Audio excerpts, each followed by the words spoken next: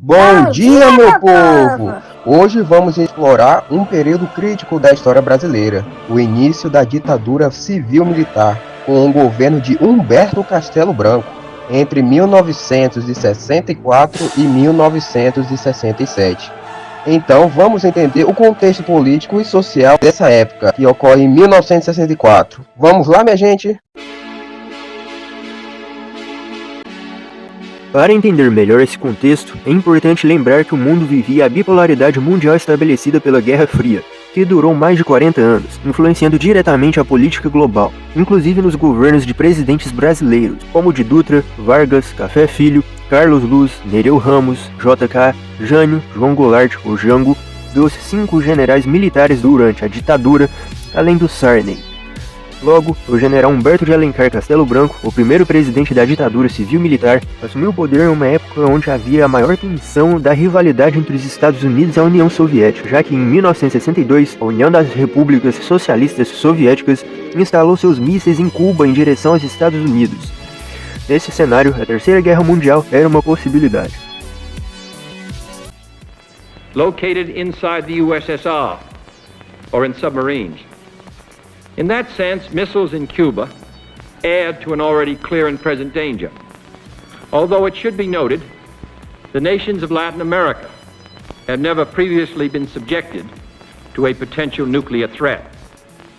But this secret, swift, extraordinary buildup of communist missiles in an area well known to have a special and historical relationship to the United States and the nations of the Western Hemisphere, in violation of Soviet assurances and in defiance of American and hemispheric policy, this sudden, clandestine decision to station strategic weapons for the first time outside of Soviet soil is a deliberately provocative and unjustified change in the status quo, which cannot be accepted by this country if our courage and our commitments are ever to be trusted again by either friend or foe. The 1930s taught us a clear lesson. Aggressive conduct, if allowed to go unchecked and unchallenged, ultimately leads to war. Ao mesmo tempo, os Estados Unidos enfrentavam a Guerra do Vietnã, uma guerra que simbolizava a luta contra o comunismo. Houve guerra na Palestina e a Argélia estava lutando por sua independência. Paralelamente, o movimento pelos direitos civis ganhava força nos Estados Unidos, com líderes como Martin Luther King Jr. lutando contra a segregação racial. Na África, diversos países estavam em processo de descolonização, enquanto a Igreja Católica passava por reformas significativas no Concílio Vaticano II.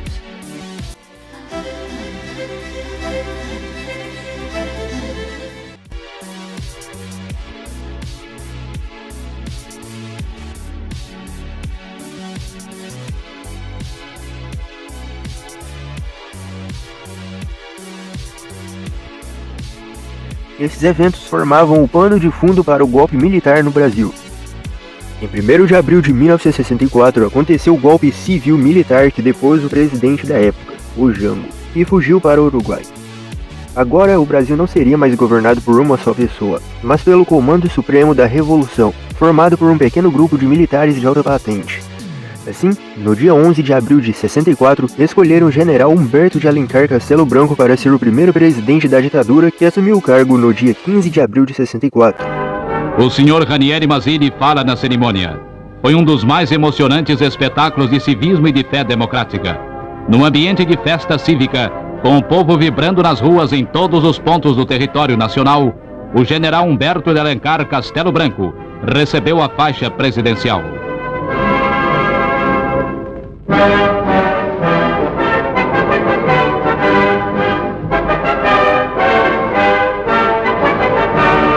Declaro empossado na presidência da República dos Estados Unidos do Brasil, Sua Excelência, o senhor Humberto de Alencar Castelo Branco. Defenderei e cumprirei com honra e lealdade à Constituição do Brasil. Caminharemos para a frente com a segurança de que o remédio para os malefícios da extrema esquerda não será o nascimento de uma direita reacionária. E ao contrário do que acontecia com o Jango, ninguém questionava o Castelo Branco, que era um cara com trajetória de sucesso, sobreviveu à Segunda Guerra, se tornou general, participou de forma ativa no golpe de 1964, além de ter muitos aliados. Em termos de eleição, não houveram eleições populares. Castelo Branco não foi escolhido pelo povo, mas por um pequeno grupo de militares de alta patente. E assim ocorreu com seus sucessores. Eles também não foram escolhidos pelo povo, mas por eles mesmos através de votações indiretas. E assim, Humberto Castelo Branco assumiu a presidência, estabelecendo um regime autoritário. Castelo Branco criou o Banco Nacional de Habitação, o BNH, e o Fundo de Garantia do Tempo do Serviço, que é o FGTS. Implementou o Programa de Ação Econômica do governo com o objetivo de estabilizar a economia. As principais medidas incluem o controle de inflação por meio de política e a reforma do sistema fiscal.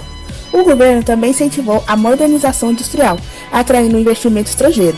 No entanto, essas políticas resultam em um aumento significativo do endividamento externo, que traria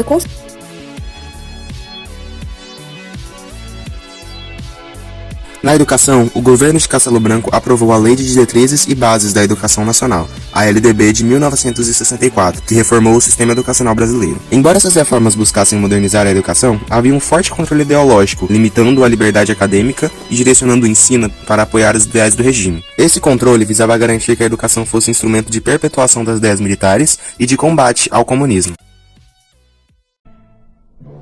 Durante o governo Castelo Branco, foram assinadas leis que restringiram a imprensa e ampliaram o poder do executivo. Que retrocesso, coisa nenhuma. Que retrocesso? É constitucional. O que é democracia? Democracia é a aplicação da lei. É a aplicação da lei, a lei foi aplicada. Então não houve retrocesso. Que modifique a lei, então. Que retrocesso, coisa nenhuma. Isso aí é reproduzido em centenas de jornais, atinge milhões de brasileiros, uma única fonte dizendo falsidades.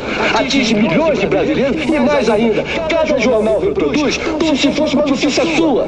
Vai dizer, sai de uma maneira no jornal, sai de outra maneira no outro jornal, e isso aí fica espalhado no Brasil todo. As liberdades e os direitos civis foram severamente restringidos. A censura tornou-se uma prática comum, afetando jornais, livros, músicas e filmes. Qualquer manifestação contrária ao regime era duramente reprimida, com prisões, torturas e exílios de opositores. Essa repressão tinha o objetivo de silenciar vozes dissidentes e garantir a continuidade do governo militar sem oposição, ou com ela controlada.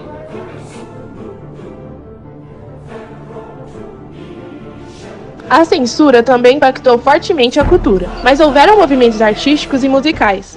Pai, afasta de mim esse cálice.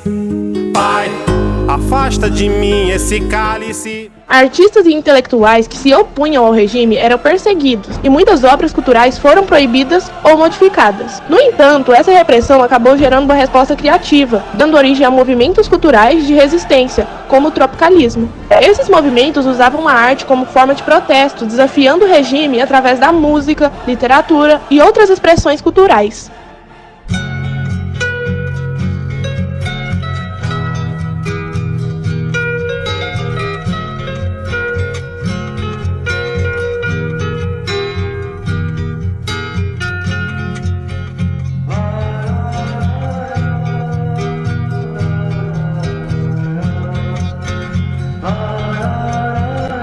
Dentro do governo militar, existiam duas correntes principais, a linha dura e a Sorbonne.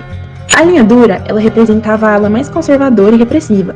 Ela defendia o uso intenso de medidas autoritárias para combater ameaças e garantir a continuidade do regime. Enquanto a Sorbonne, ela era composta por militares mais moderados e tecnocratas.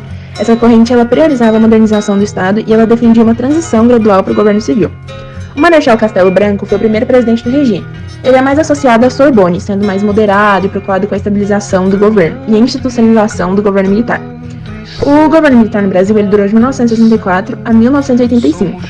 E durante esse tempo, Castelo Branco ele foi um governo de estruturação, onde foram criadas instituições para que aquele governo diferente, no caso o regime militar, pudesse existir. Devido a isso, o Castelo Branco ele acabou passando uma imagem de bom moço, de uma pessoa tranquila e dócil.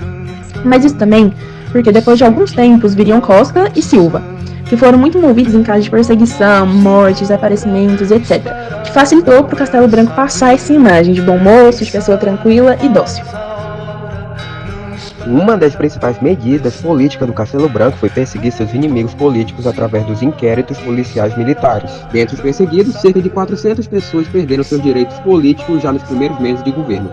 Também foi muito atuante acerca dos atos institucionais, e aconteceu que em outubro de 1965 foi criado o AI-2, que fechou o Congresso Nacional e as Assembleias, deixou o Brasil em estado de sítio por 180 dias, dissolveu os partidos políticos existentes, instaurando o bipartidarismo. E os próximos presidentes agora seriam eleitos de forma indireta. Esse ato também ampliou os poderes do presidente, fortalecendo a capacidade de decretar medidas repreensivas, sendo aí também criado um departamento de ordem política e social, que ajudaria na repreensão. Por causa de tudo isso, o povo se escandalizou devido aos votos indiretos. E foi aí que em 1966 foi criado o AI-3, que também tornou indireto os votos para o governador e prefeito, e foram criados os partidos Arena e a oposição NDB, que era controlada e censurada, centralizando ainda mais o poder. Em junho de 1966 foi criado o AI-4, onde o governo convocou a Assembleia Constituinte para que fosse criada uma nova Constituição, que seria promulgada em 1967, encerrando o governo de Castelo Branco, mas preparando o terreno para o endurecimento do regime com seus sucessores. Além disso, o governo de Castelo Branco rompeu relações com Cuba e alinhou-se fortemente com os Estados Unidos, reforçando laços econômicos e militares, o que garantiu apoio ao regime em troca de ajuda na luta contra o comunismo. Vale ressaltar que nesse período parte do povo era contra o regime militar desde o início, mas também outra grande parte do povo apoiou o regime militar que depois Jango, imaginando que seria por pouco tempo. Essa parcela que apoiou no início se arrependeu e em 1966 ficaram contra o regime. Porém, não era fácil simplesmente ser contra uma ditadura, já que havia a possibilidade de prisão e até execução. Nesse cenário, o povo vai atrás do Partido Comunista Brasileiro e declarou que não entraria em um combate armado, pois não julgava seu momento adequado. Assim, algumas pessoas se radicalizam e decidem lutar com armas. Metralhadoras, AK-47, é tudo pra tudo que é lado, meu Deus do céu!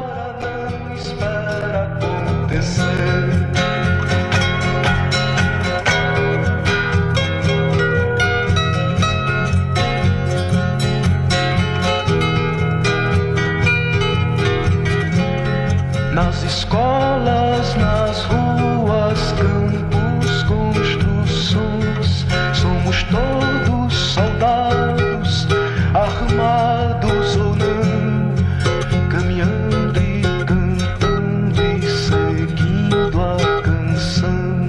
Somos todos iguais, braços dados ou não, os amores na mente, as flores no chão, a certeza na frente, a história na mão, caminhando e cantando e seguindo a canção, aprendendo e ensinando uma nova lição. Vem, vamos embora, que esperar não é saber, quem sabe faz a hora, não espera acontecer. Vem, vamos embora, que esperar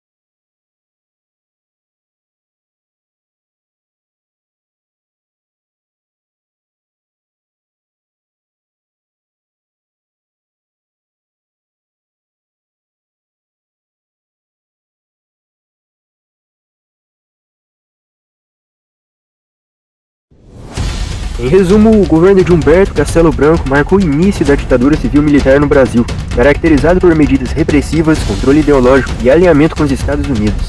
As ações desse governo deixaram um legado complexo com impactos profundos na política, na economia, na educação e cultura do país.